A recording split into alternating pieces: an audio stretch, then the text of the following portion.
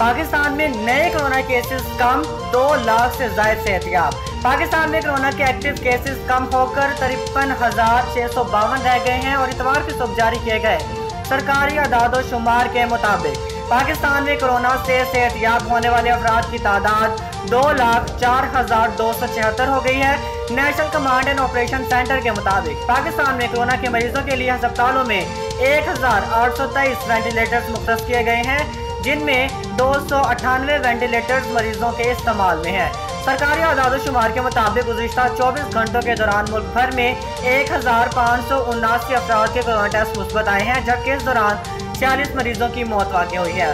गुज़िश्ता रोज पाकिस्तान में 22,559 corona test किए गए।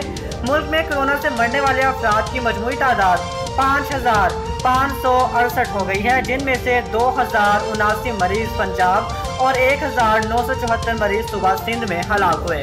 खैबर पख्तूनख्वा में आलमी वबा का शिकार होकर मरने वालों की तादाद 1,139 और इस्लामाबाद में 157 है, जबकि बलोचिस्तान में हलाकतों की तादाद 131 है। गिलगित बल्तिस्तान में कोरोना से 41, जबकि पाकिस्तान के ज़ेर इंतज़ाम कश्मीर में 47 अमवात हुई हैं।